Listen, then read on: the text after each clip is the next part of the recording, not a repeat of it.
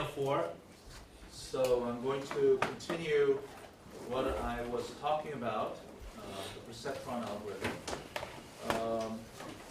So let me finish the proof and move on to another topic. And I'd just like to say that the department has assigned us to have our midterm Monday next week. I think, what was it? What time? 9시. Oh, it's 9 o'clock in the morning. Okay? So,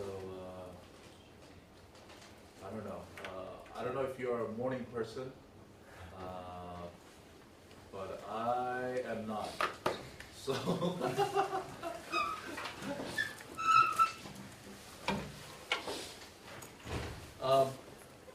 we may, what I'm trying to do is to maybe delay the midterm till Wednesday. We'll have to ask the department whether there will be room and so forth. Because the second homework came out a little bit late, okay? But I can't guarantee it, okay? But we'll, yes? It's on Wednesday. Can it be in the afternoon? Oh, you have something in the morning, you have another exam in the morning. Oh, okay, so we have to make sure that there's no conflict. Oh yes, that's another aspect of it. I didn't think about that.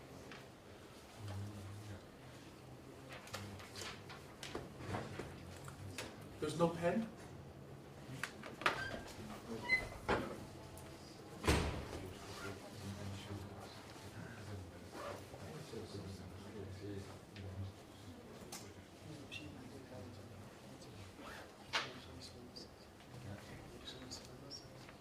So,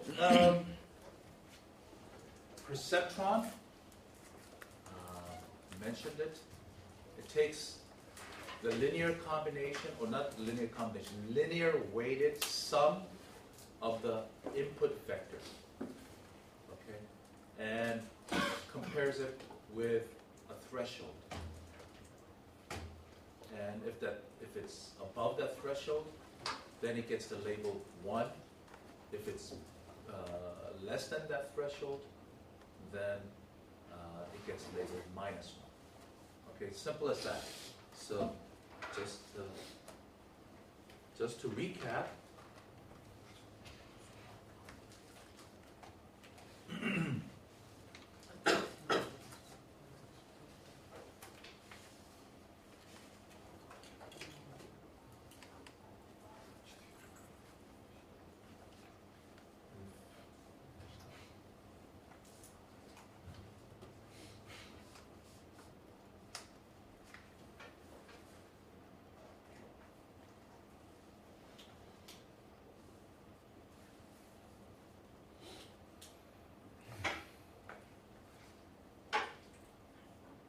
what I'm doing is do that.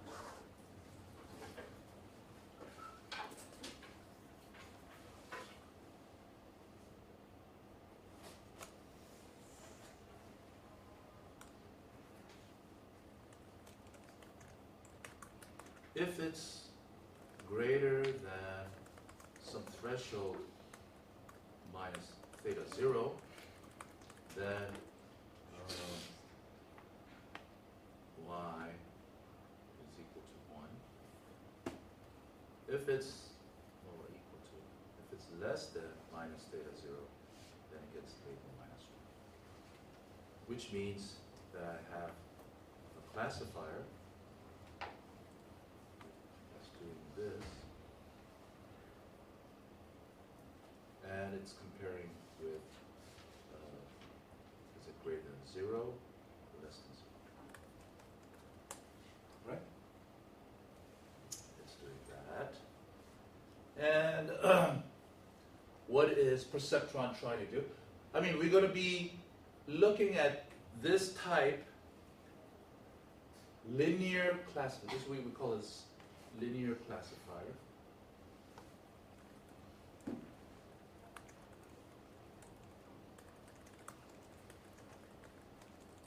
And we're going to be looking at various ways of estimating theta.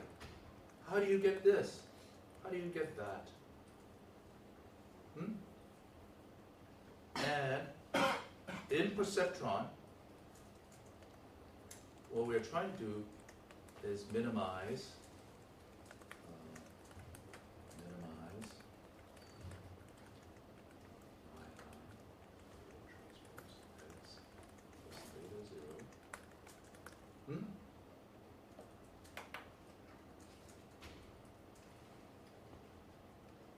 Am I done? So this is the loss function.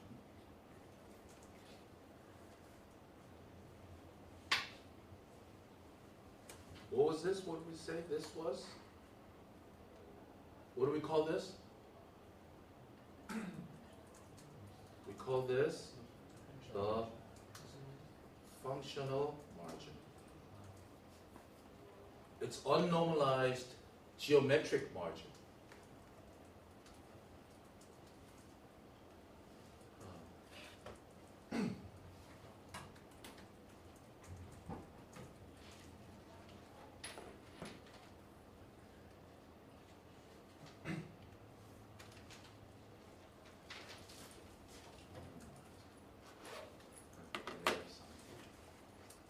That's the criterion, okay? And SVM, it's another classifier, logistic regression. Later on, we're going to learn about SVM. We're going to learn about logistic regression.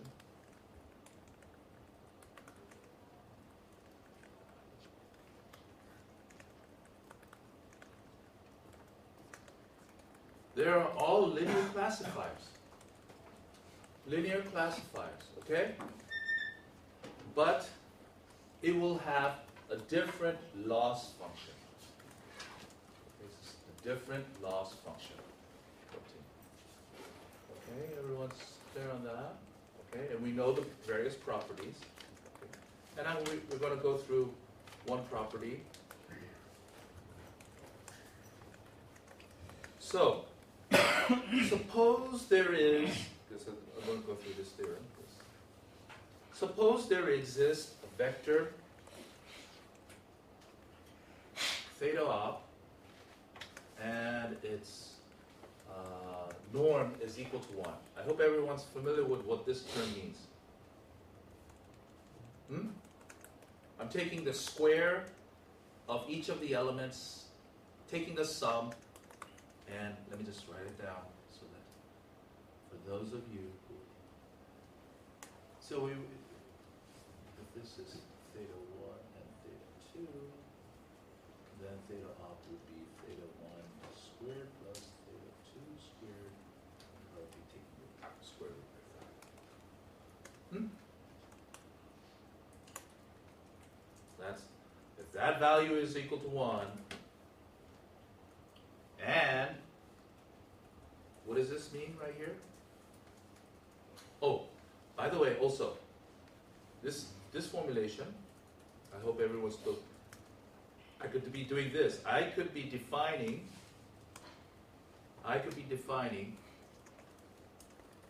theta, I could define x tilde with a 1 right here,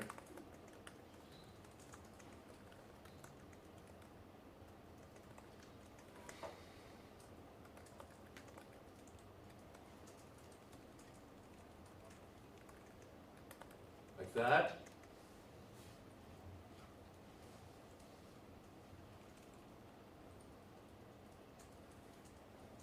That will be hx.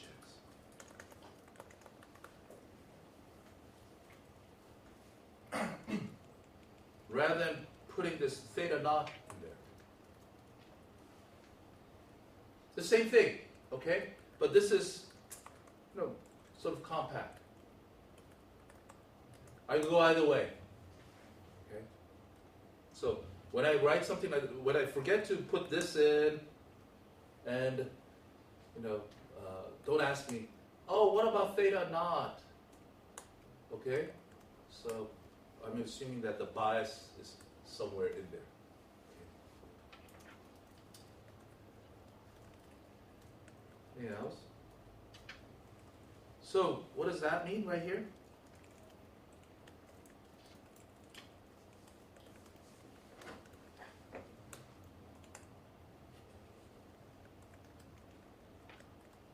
What is this? What would this be? This blue thing that I've marked right here. What is this? This blue thing. It's the functional margin, right? It's functional margin, right? Label times the prediction. Label times the prediction, right? And theta 0 is somewhere hidden in there. Theta opt, okay?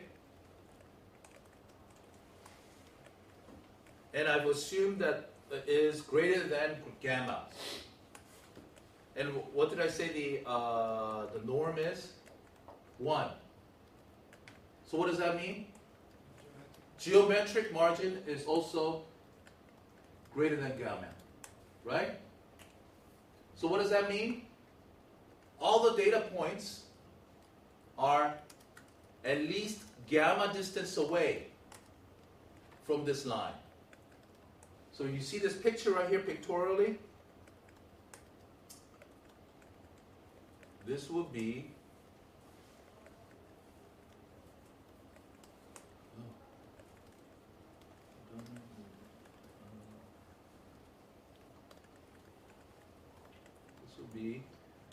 theta transpose. What would this line be? Equal to 0. Right? That line, all the points are gamma away from, and what do we call this? What do we call this line? It has a word. Decision boundary. Very good. Decision boundary. Okay? Decision boundary. If I go to multiple, multi-dimensional, it will be a decision surface. All the points are at least gamma away, and that's what we see in this picture, right? What do we also notice? All the points are distance away from the origin. It's in the ball of radius r, big R, right there. That's the situation. That's the situation.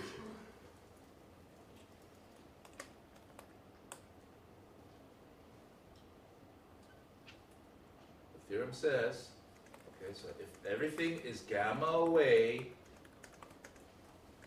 okay, gamma away, then the number of mistakes made by the online perceptron algorithm on the training set S is just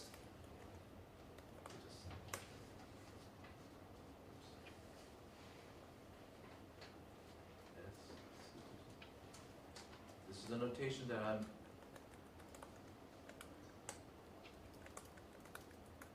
I often use.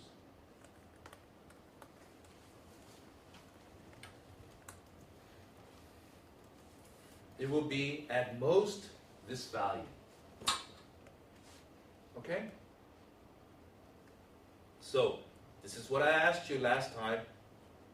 The left-hand scenario and the right-hand scenario. What's the difference between the your left hand and your right-hand scenario? What's the difference? Hmm? There's no mistakes. Yeah.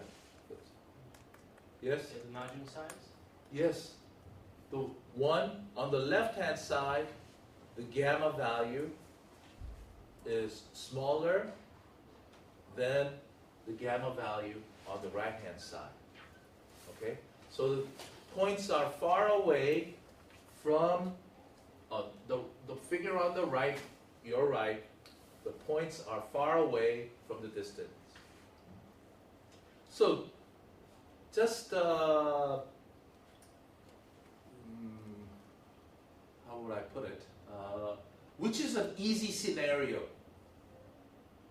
to distinguish the pluses from the minus. Your left or your right. The right one. The right one will be, easier. Okay?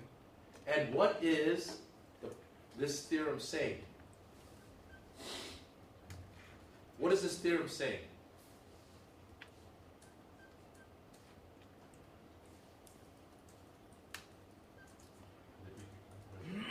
Pardon? If we have bigger gamma, we have less mistakes. Yes, that's what it's saying. Okay? And that's, you would expect that, right? That you would expect that. Because there are probably many more decision boundaries that satisfies this than this. This is really restricted. You would expect that. Okay, everyone understand this? Not too difficult. It's, machine learning likes to have this type of thing, mathematically compact. When you first look at it, it looks difficult and you want to stay away from it. But after just figuring it out, oh, it's so simple. Oh, it's so obvious. That's machine learning for you, okay? But get used to something like this, okay? Okay, now I'm going to try to prove this. I'm going to try to prove this. Oh, so another thing also, I don't mention this. What is your final solution? What form is it? If you have a linear classifier, your h of x, as I said, it's in this form.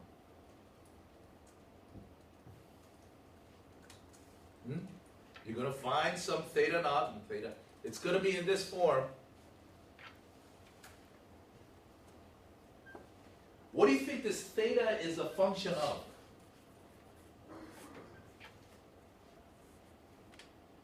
You have some loss function, right? You have some loss function, and you minimize it. Theta will be, how would you represent this theta? Ultimately, at the end. Theta, yes? Maybe that is function of all training. Yes, that's very important. All your parameters are going to be a function of the training data.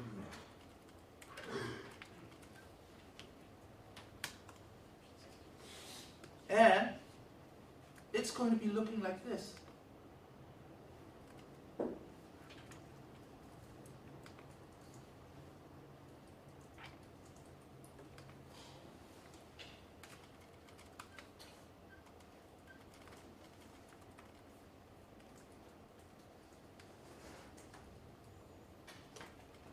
It's going to be looking like this.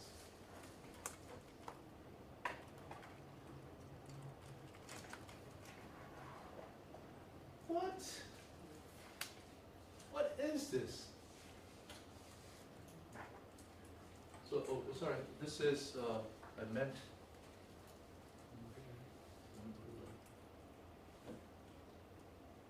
this is going, there are L training data in this. L training data.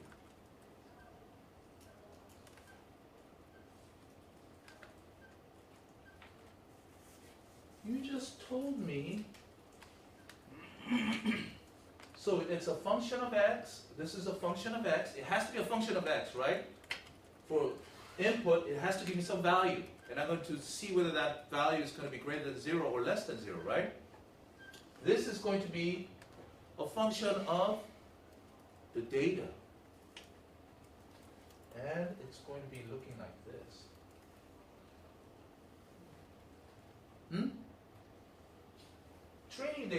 right? And this is going to be some constant, okay? That's going to be dependent on particular data I. So it's going to look at all the training data. The theta is going to be all the training data, but you're going to put some weight.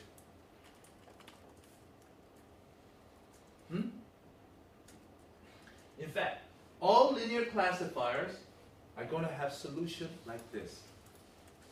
All of them. All of them. And what is alpha in this case? In perceptron. In perceptron, what is alpha? Number of misclassification. Yes. Number of misclassification.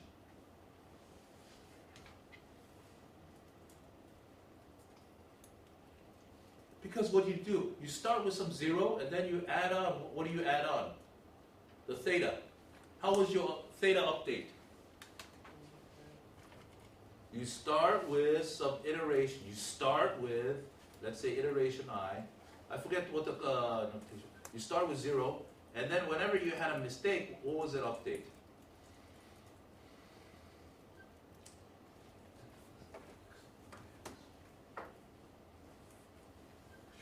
Tau plus 1 was what?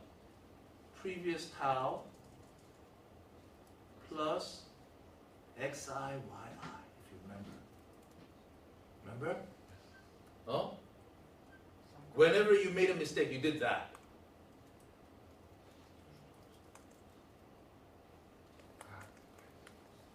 So this alpha I is the number of times it misclassified xi.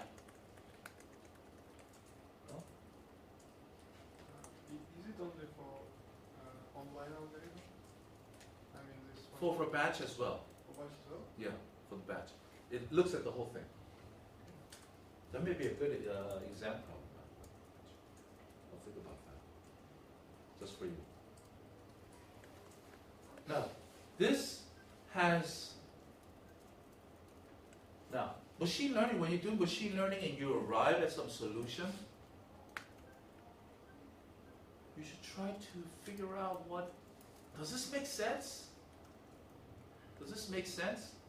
And we'll try to look at this. Does this make sense? What is HX trying to do? It's trying to predict the label. It's trying to predict the label for what? For this argument x. Right? X comes in, and HX tries to say, is it plus 1 or minus 1? Or, positive value or negative value, right? That's what it's trying to do. How is it going to do it? Look at this. What is X coming in, and what is this doing? What is this? What is this? This is training data. This is the input. What is that? Dot product. What is that? How close are they? How close are they? Okay? Brings the input and computes how close it is to each of the training data. And if you're close, I'm going to be using that label. That with this weight. So this is h of x. The label of h of x is a linear sum of the weight of all the training data. But how do you weight it? How close is my data, my input to that data? Do you understand what I'm saying? And then you have some scale.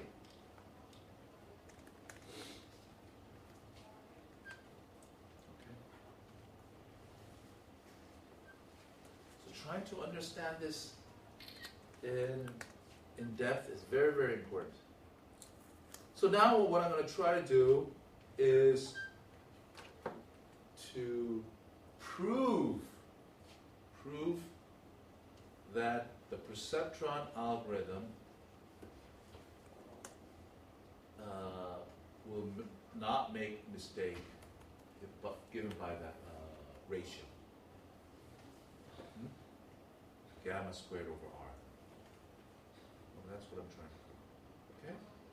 And I'm going to assume what kind of a situation? That the training data is linearly separable.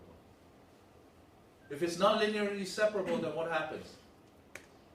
Doesn't converge. It doesn't converge. You cannot find one.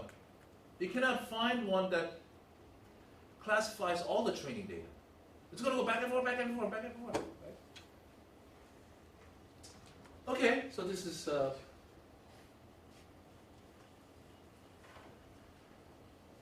so now assume that there is some parameter vector such that this the norm is 1 and there are some gamma. This is so the assumption, you know, the notation might be a little bit different from above. It was opt. We put a star here, okay? And all the training data are within this ball. You know what I mean by ball, right? Ball of radius r. They are all in there. And it makes less error less than that. So let's start with this. Iteration 1. Initially, it's an iterative algorithm, perceptron, right? So you start with some initial guess of what the theta is. But don't say, what is the bias? Where's the bias? I'm going to say bias is inside here. Okay? You know what I mean. Or,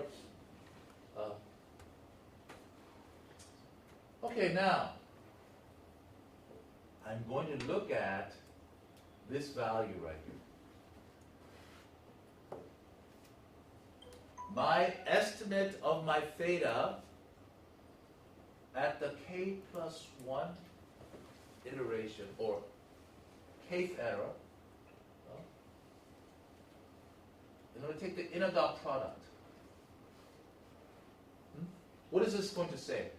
This is the optimum, and it's going to have norm 1, and I'm going to do an inner dot product with that one, with my estimate. That will sort of say how far I am from theta star.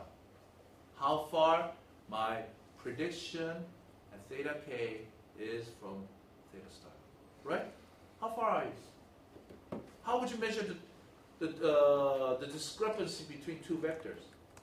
Of course you can subtract it, but I mean, I could also take the inner dot product. Right? If they're orthogonal, then it's 0. So I'm looking at that value right there. Theta k plus 1, whenever there's an error, that's going to do that, right?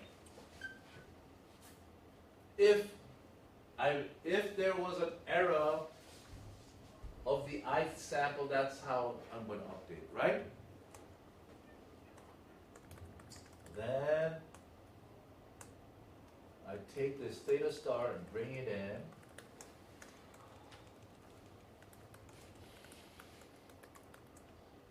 This is the previous error and this value right here. And we know that this part is always greater than gamma. That was the assumption, right? That was the assumption. We said the functional margin was, or the geometric margin in this case, because the norm is equal to 1, is gamma 1. There it is.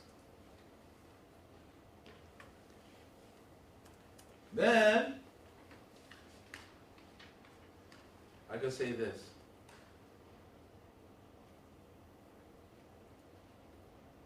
How do I go from here to there? Here to there.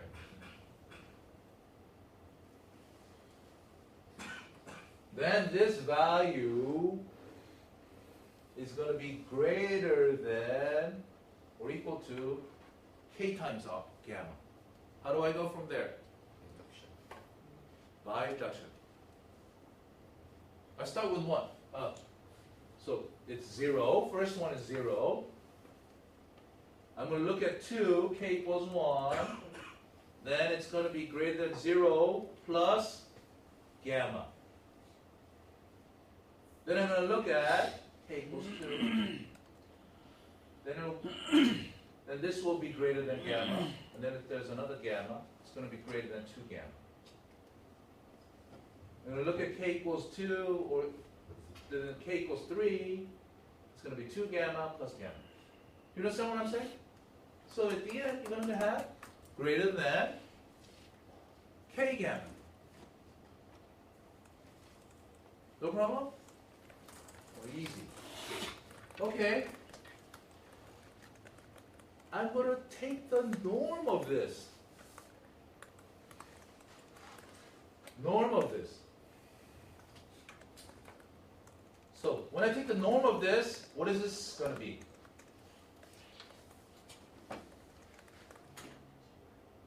The norm of this is going to be equal to the norm of this multiplied by the norm of that. Is that too difficult or doing? No?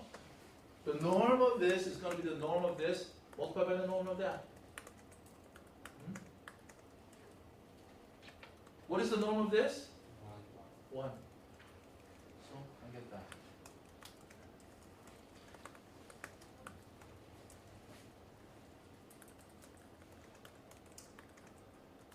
Okay.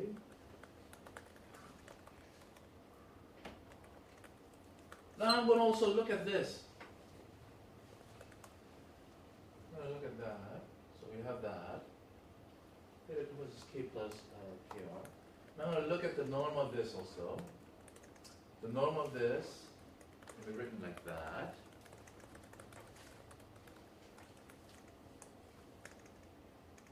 Right?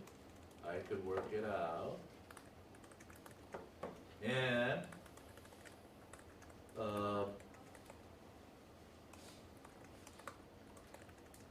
this comes down like that.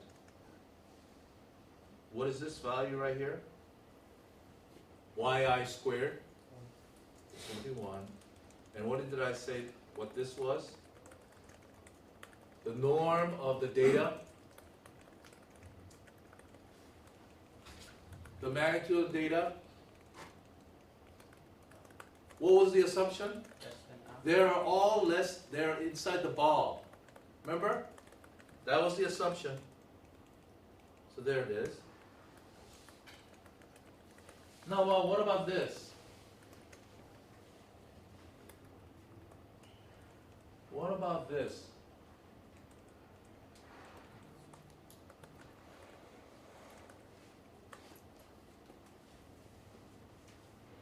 What about that?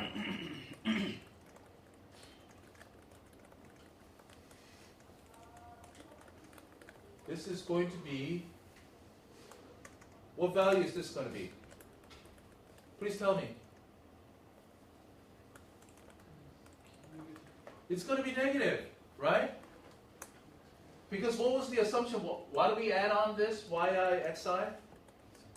Because it was a mistake. That's why we add on, right? So this is going to be a negative value. So this value is going to be less than that.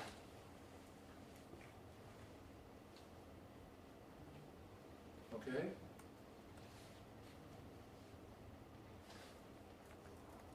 Now, going through the induction again, this value is going to be less than what? K, where is it? Do I have it? It's going to be less than k r squared.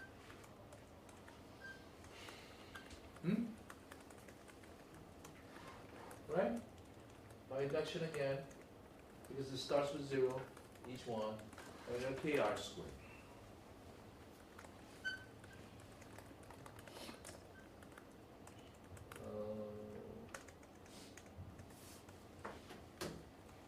Okay, so what does that mean? So how do I, what is my final result from this? What should I get? Hmm? R divided by gamma squared. I know that k squared gamma squared is going to be less than k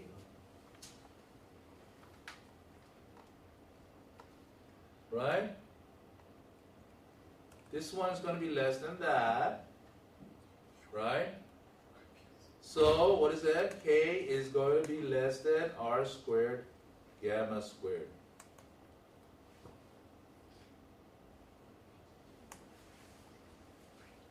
I'm sorry. I don't have these things. Simple. Okay?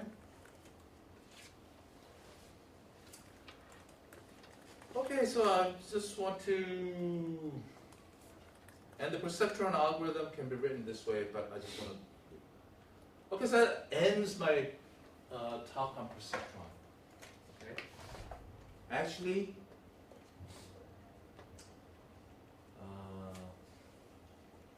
this is perceptron. The one that a lot of people work on is multi-layered perceptron. We call it multi-layered perceptron. What is that? What do you think that is?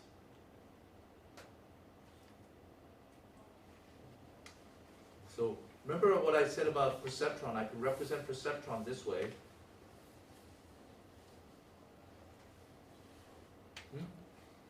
X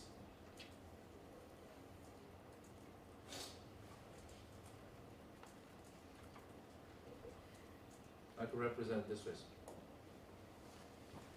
Yes. I guess each input is the output of a different perceptron. Yes.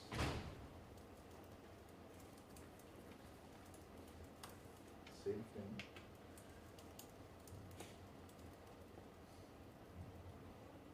I have another, let's see.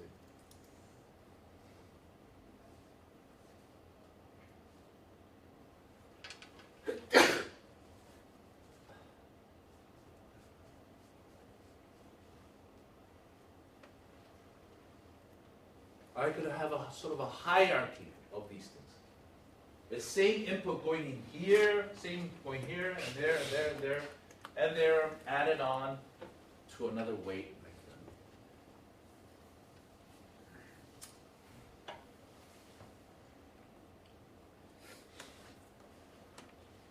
And what does this look like? And then I can keep on going, actually. And this looks like the deep model that people are talking. So I may give you a problem like this and see whether you can find a boundary. Okay, so that's it. Any questions?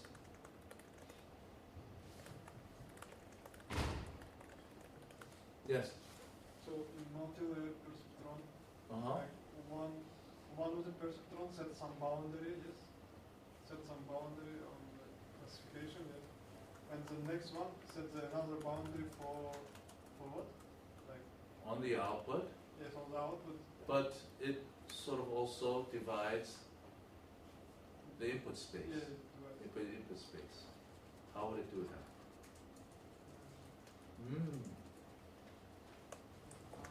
Food for a thought, okay? Okay, let's stop right here.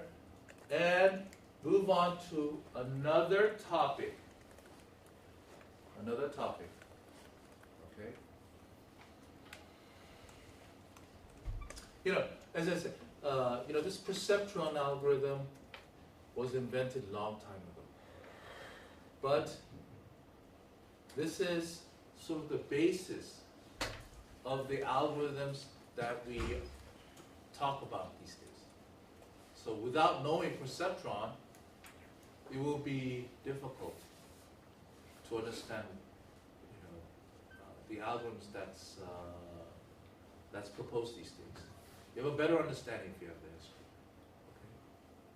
Okay? And obviously this class is an introductory class, so I can't give you all of it. Okay, just giving you this very. Okay.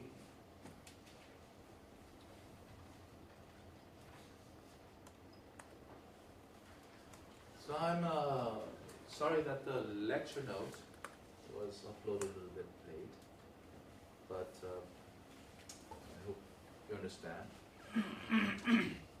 So,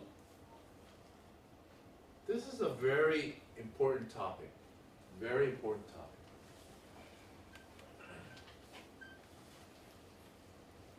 Thinking about the performance of a classifier, thinking about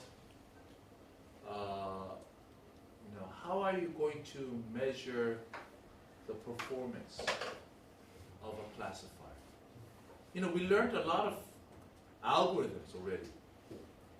Decision tree, k-nearest, k-means, k-nearest, Parsons window or density estimation, perceptron algorithm, various algorithms for different purposes. How do you distinguish between one and the other? We're going to be learning about more algorithms. Well, why do you think I'm giving you all these algorithms?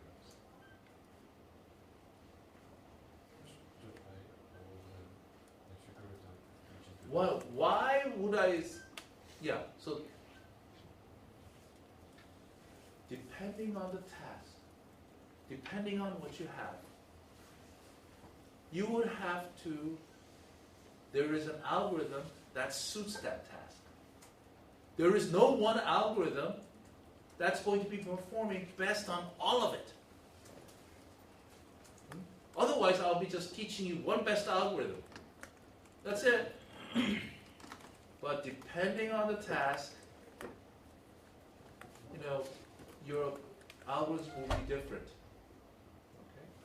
So there are many possible machine learning algorithms for a given task, and often you need to select one best performing algorithm among the choices.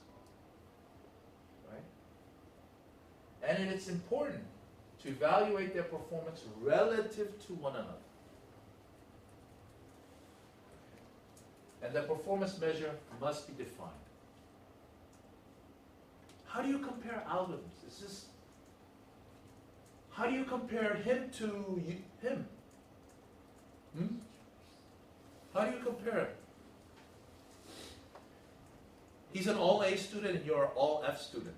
Does that mean that he's better than you? No. There are different measures. He may be a great dancer. Okay? And if the measure is dancing, then he's better than him.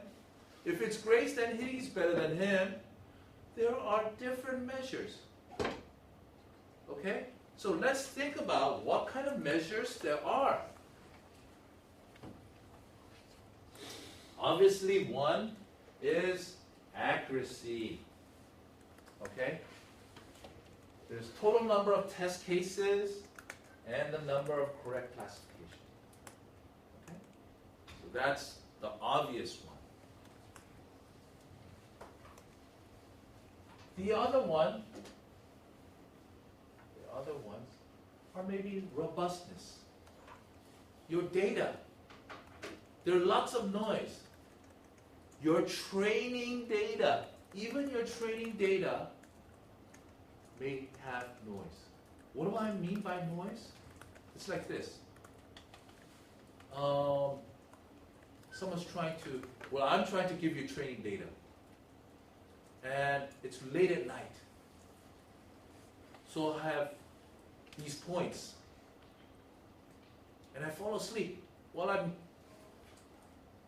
making up the problem or this. And it should be a plus one, labeled +1, -1. -1. You can have noise introduced that way. Not just by me, but your measuring tool. Let's say you have some measurement to get the label. There might be some noise inside these things. And if you have situations like that, one algorithm, if it's clean, it may be good. But when you start to have some noise, the algorithm may fail. So robustness may be a measure. Another very important thing that we talk about these days is scalability.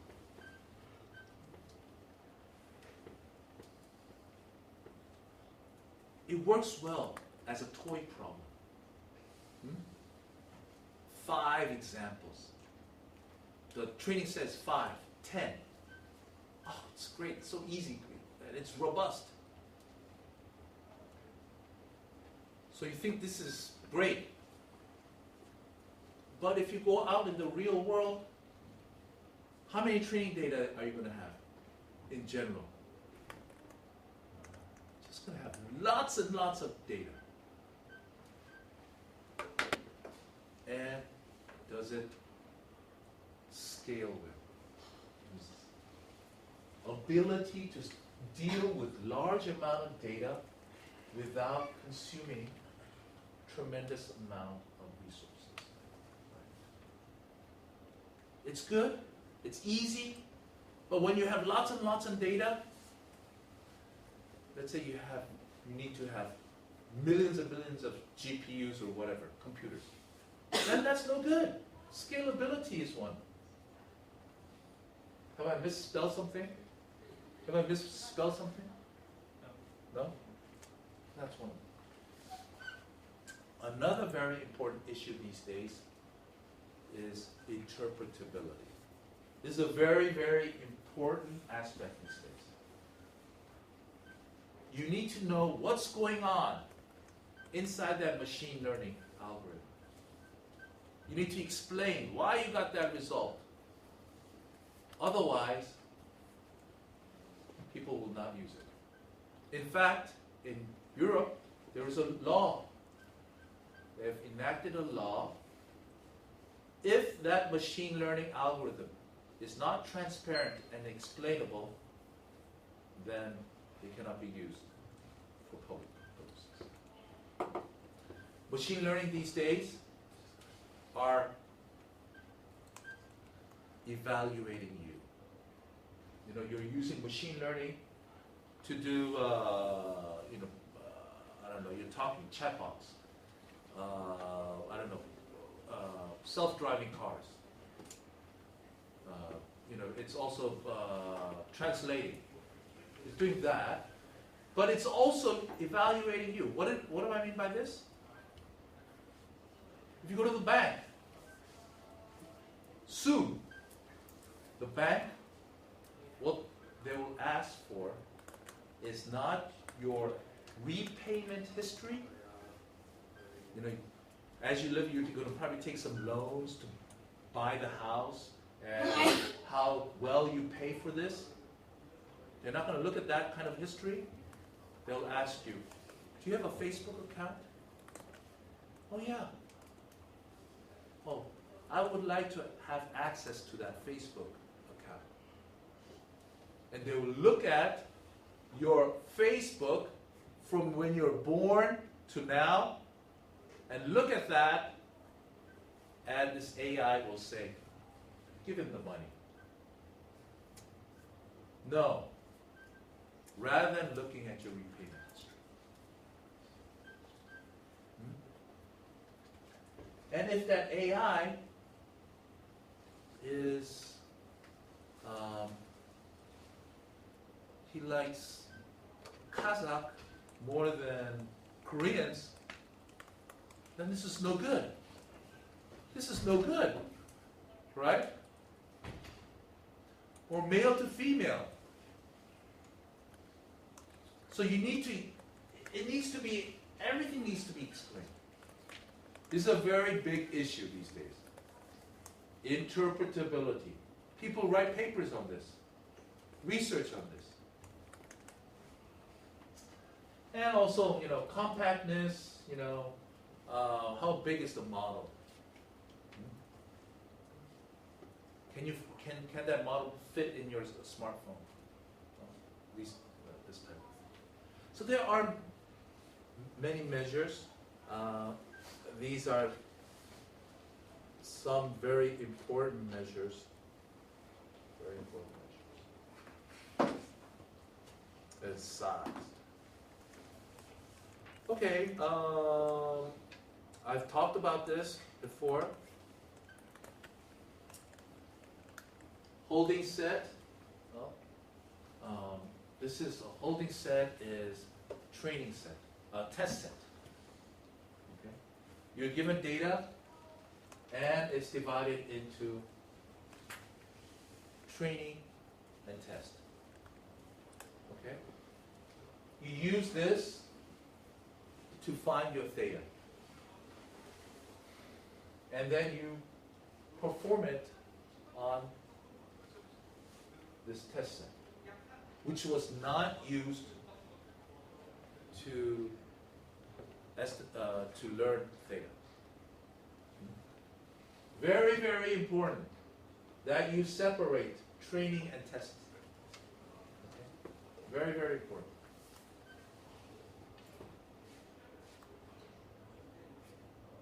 And test sets are sometimes called a holdout set. Okay. Dividing them. Now, another very important way, so this is good, when you have lots and lots of training data, then you can split them up. Here, test set.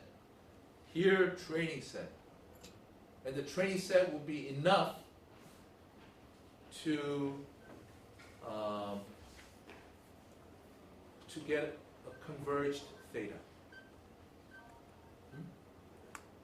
If your training set is small, the theta then might be, it may not have converged to the optimum. If it's too small, in perceptron case, okay, when you have large amount of data, then you can do training and test. When you have less, when the data size is smaller, then you do something like called n-fold cross validation. What is this? I've mentioned this. You divide the data set into n chunks, n equal chunks, and you use n-1 chunk for training and the rest for testing. And then you take turns, and then you average the performance. Okay? And that's what it means. And often 10-fold and 5-fold cross-validations are used. Okay? Can I ask a question? Yes. I saw that we use cross-validation on the training data like only on training data. I mean, if we have this holding set and we divide it on training data and test data, and we use cross-validation on only the training data, then figure out the parameters, and then like... That's validation set. That's validation set. Validation set? Yeah. So usually, you're given training data. You're given data, let's say. Data. I mentioned that. Test set. Then you have sort of a validation set. Then you also have a training set. You train, and then you evaluate on the validation set. Hmm?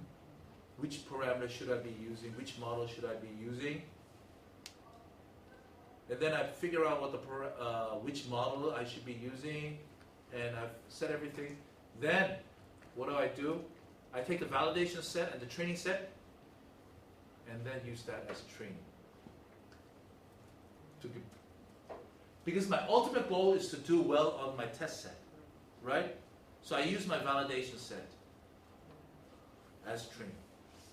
Okay, do you understand what I'm saying? I want to get the best performance. How would you get the best performance? Use all the data for your training, okay? But use validation to figure out which models to use and so forth, okay? Tenfold, fivefold cross-validation is often used. Now, why am I mentioning all of this? You are, I hope, collecting data right now. I hope when this class ends, you go and also mine for data. And I hope you will bring, lots and lots of data.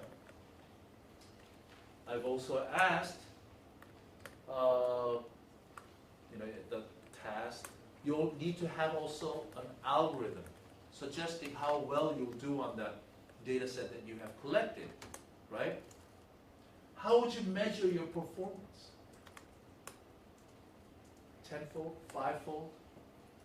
Would you be giving it, if you have lots and lots of data, you say, oh, this is test data, this is training data.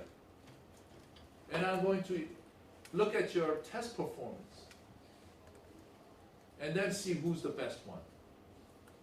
If your training set is a little bit smaller, then say, oh, I want you to do fivefold or tenfold. Okay?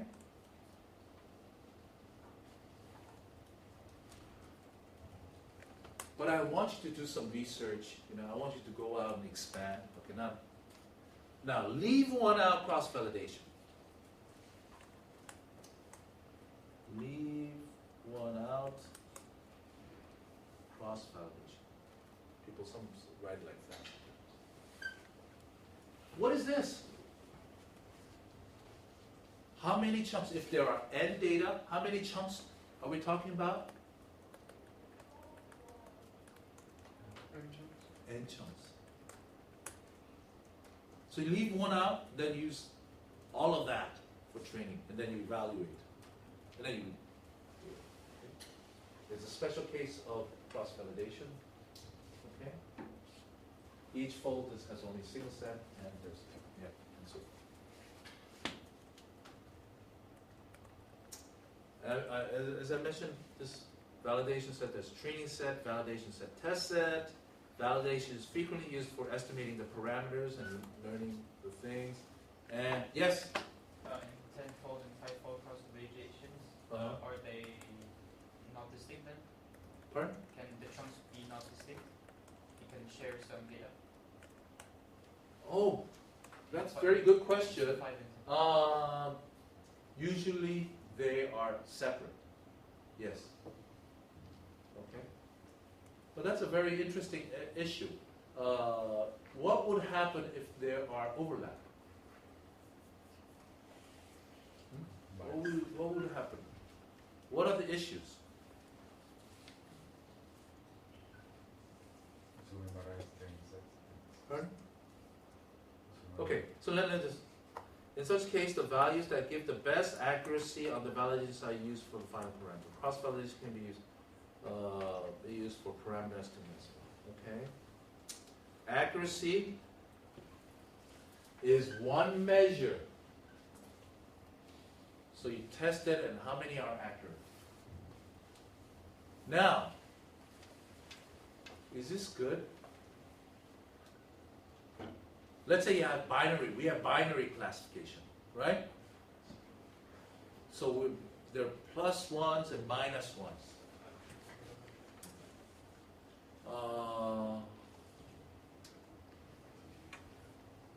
Is this a good measure? Plus one, you have data, +1 labels, -1 labels, right?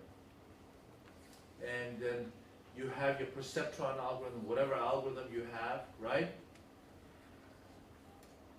And there are n of them, and then you see how many you get correct. Is that good? Can you give me a scenario where that's no good?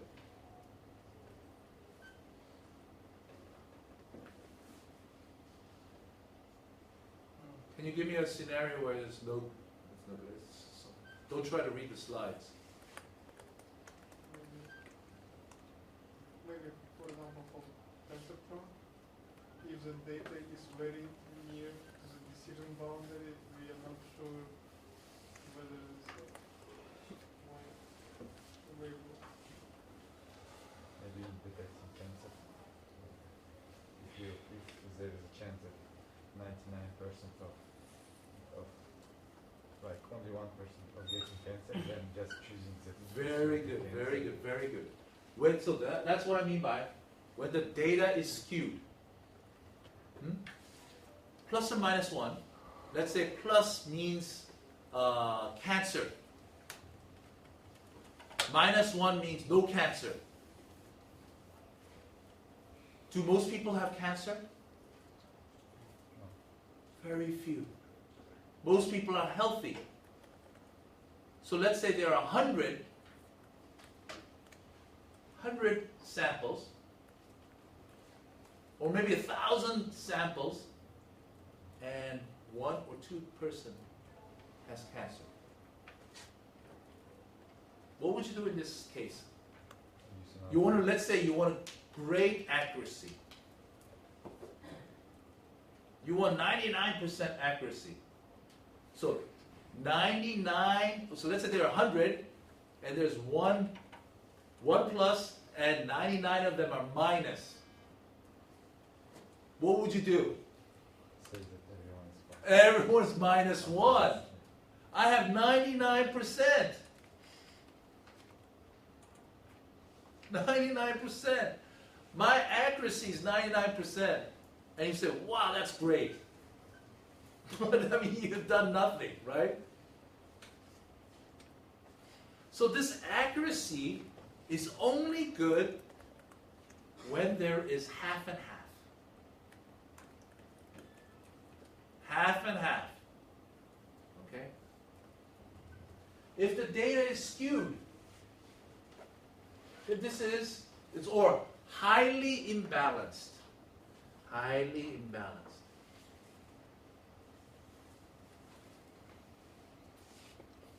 then this is no good. What we are really interested is in the minority case. I mean, we're trying to detect cancer, right?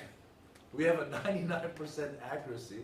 One person who has cancer, he's going to die, right? So this is what it means right here. And what do you do in that case? Positive class and negative class. Okay, positive class means, so this is just the terminology, +1, data with +1 label is positive class. Label with -1s are called negative class. Okay.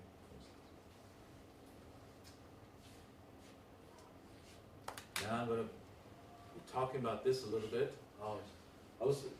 This is what I was preparing for, but I'll have to leave it for Friday. So, this is a situation that we have.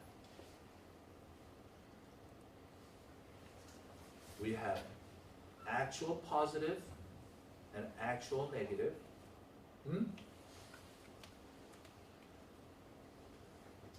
And there's prediction. If it's actually positive and you predict positive, we call that true positive. If it's actually positive and we predict negative, that's going to be false negative. If it's actually negative and we call it positive, it's false positive. If it's actually negative and we call it negative, we call it true negative. This is just a confusing terminology. And I have to look it up every time.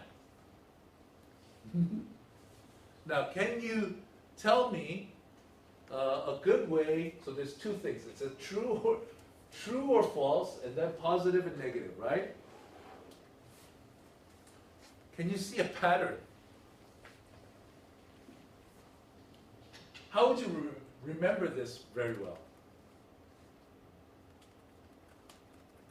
So this is the case. Now we're going to skew, okay? When the data is skewed now, we need to think about this, okay? Yes, tell me. Maybe just prediction and reality. Right. Oh, pretty good, very good. So that's what I was going to say in my next slide. The first one, true, means whether your prediction is correct or not. True. Positive means good. Negative means good. So it's true. And the second one says what? It's your prediction. It's your prediction. I predicted negative. Okay? Understand how this works?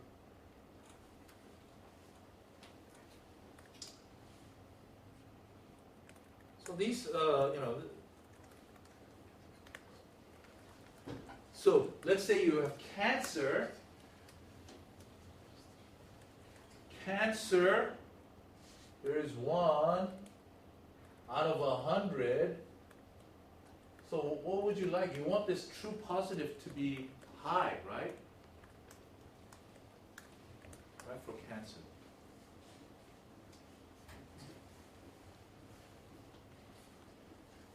Actual positive, you